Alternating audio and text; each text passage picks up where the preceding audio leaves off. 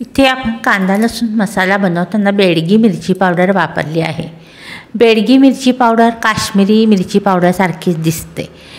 तिखटाला म्हणाल तर ती कमी तिखट असते। या मसाल्यापासून बनवलेला कोणताही पदार्थ दिसायला झणझणीत चमचमीत दिसतो, पण तिखटाला मात्र कमी असतो। त्यामुळे या मसाल्यापासून बनवलेले सर्वच पदार्थ अतिशय सुंदर दिसतातच आणि टेस्टीही लागतात। आपण पाव किलो मिरची पावडर व 100 ग्रॅम गरम मसाला घेऊन तसेच थोडाफार ओला मसाला घेऊन कांदा लसूण मसाला बनवणार आहोत। त्यामुळे पटकन 10 मिनिटात हा मसाला तयार होतो। नमस्कार, मी रोहिणी म्हणजे रेसिपी चॅनलमध्ये तुम्हा सर्वांचे अगदी मनापासून स्वागत आहे। कांदा लसूण मसाला संपला आहे। मार्केटमधून मसाला आणणं, ते भाजणं, अगदी लिस्ट तयार करण्यापासून कांदा लसूण मसाला बनवेपर्यंत बराच वेळ जातो आणि तेवढा वेळ तुमच्याकडे नाहीये आणि आपल्याला पटकन तर हवा आहे कांदा लसूण मसाला। तर घरीच असलेल्या गरम मसाला आणि मिरची पावडर पासून थोड्या प्रमाणात कसा कांदा लसूण बनवायचा हे मी तुम्हाला आता दाखवणार आहे। चला तर मग रेसिपीला सुरुवात करूया। घेतला आहे सुकं खोबरं आपण 74 ग्रॅम घेतला आहे। थोडं कमी म्हणजे 65 ग्रॅम जरी सुकं खोबरं घेतलं तरीही चालू शकतं। इथे आपण 100 ग्रॅम गरम मसाला वापरत आहोत। 106 ग्रॅम पॅकेटचं वजन सकट झालं आहे। 2 कांदे घेतले आहेत। वजनी प्रमाण म्हणाल तर 126 ग्रॅम आहे। सोललेला लसूण 64 ग्रॅम घ्यायचा आहे। इथे आपण कोथिंबीरची एक जुडी धुवून स्वच्छ कॉटनच्या कपड्यामध्ये टिपून आपण पसरवून ठेवलेली आहे। यातील आपण एक भाग चटणी बनवण्यासाठी वापरणार आहोत। उन्हामध्ये न सुकवता घरीच आपण फॅन खाली ही कोथिंबीर सुकवून घ्यायची आहे। पाव किलोचा मसाला आपण बनवत आहोत, त्यासाठी 63 ग्रॅम तीळ योग्य प्रमाण आहे, पण मी इथे 66 ग्रॅम तीळ घेत आहे। एखादा चमचा एक्स्ट्रा असला तरी आपला मसाला छानच होतो। इथे आपण गावरान तीळ वापरायचे आहे, लक्षात ठेवा। मीठ 125 ग्रॅम घ्यायचं आहे। 250 ग्रॅम म्हणजेच पाव किलो बेडगी मिरची पावडर घेतली आहे। प्रथम पातेल्यामध्ये आपण मिरची पावडर काढून घ्यायची आहे। आता मी मसाला टाकत आहे। गरम मसाला 100 ग्रॅम। हा मसाला आमच्या इकडे मिळतो। असा सेमच मसाला तुमच्याकडे मिळेल याची मी खात्री देऊ शकत नाही। प्रत्येक ब्रँडचा गरम मसाल्यामध्ये खडे मसाले प्रमाण वेगळं वेगळं असतं।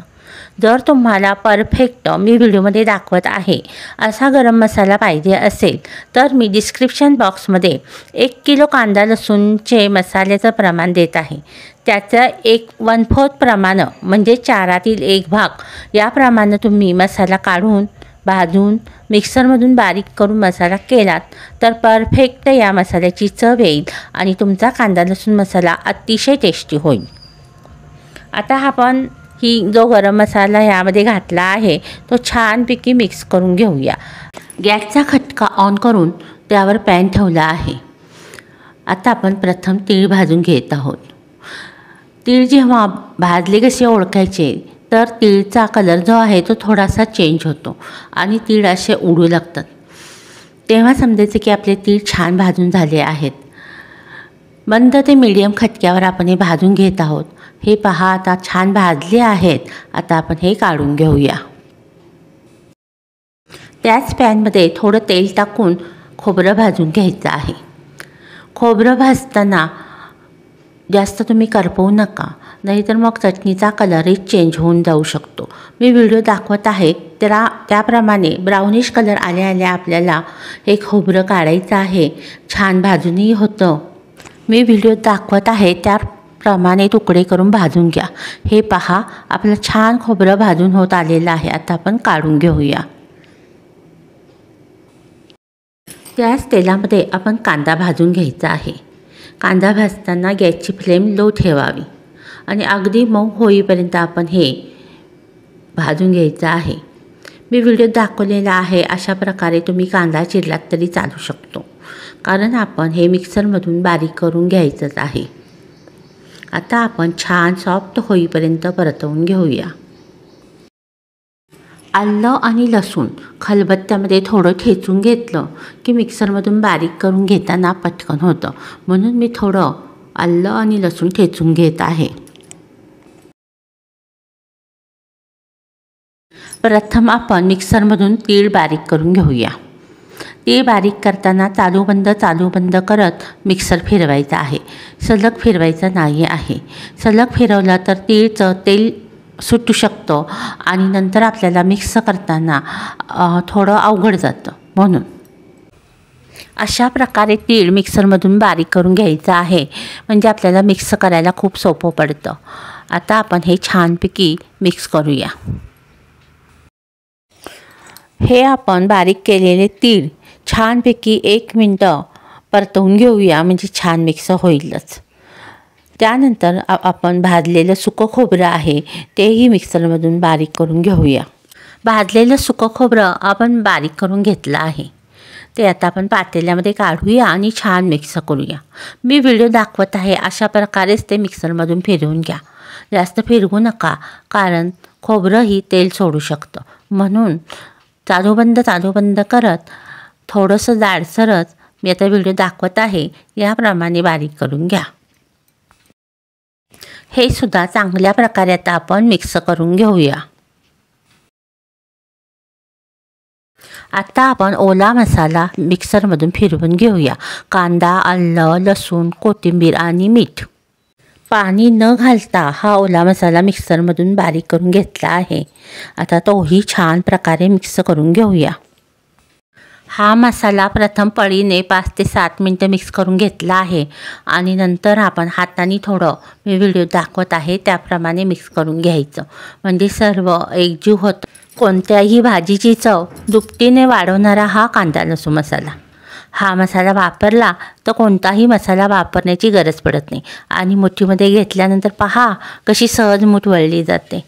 त्यामुळे हा मसाला करून पहा। आणि आता आपण गरम मसाला पावडर आणून हा कांदा लसूण मसाला बनवला आहे, त्यामुळे जास्त दगदगी होत नाही। नक्की ट्राय करून पहा, नक्कीच तुम्हाला आवडेल। वेळेची बचतही होते आणि जेवण टेस्टी होतं। याचा कलरही पहा किती छान आलेला आहे। आणि आता आपण हे छानपैकी प्रेस करून ठेवूया। 2-3 तासांनी आपण बरणीत भरून ठेवूया। असं दाबून ठेवल्यामुळं आपला मसाला जो आहे तो आणखीन छान मुरला जातो, म्हणून असं दाबून 2-3 तास आपण ठेवून देऊया। 3 तास झाले आहेत। आता आपण हे पुन्हा एकदा छान मिक्स करूया आणि बरणीत भरून ठेवून देऊया।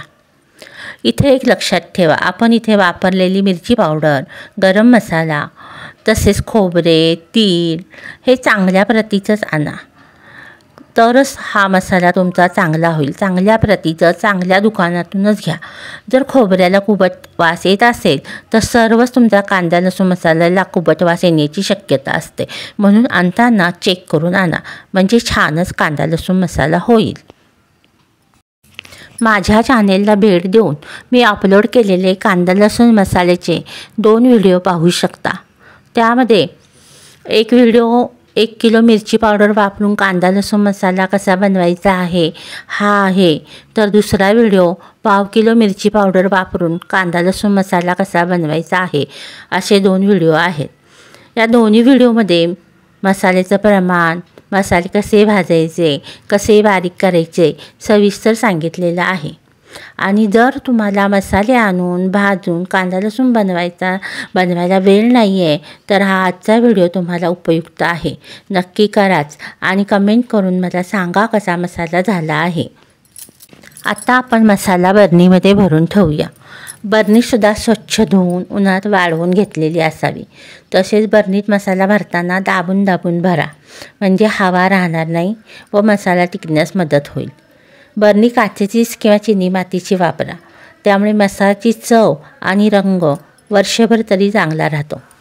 तसेच रेग्युलर मसाला वापरण्याची बरणी छोटी असावी, म्हणजे जेवण बनवताना ओला हात मोठ्या बरणीस नाही लागणार, त्यामुळे आपला मसालाही चांगला टिकतो। आणि मोठ्या बरणीतून छोट्या बरणीतही मसाला काढताना हात कोरडेच असावे याची काळजी घ्या।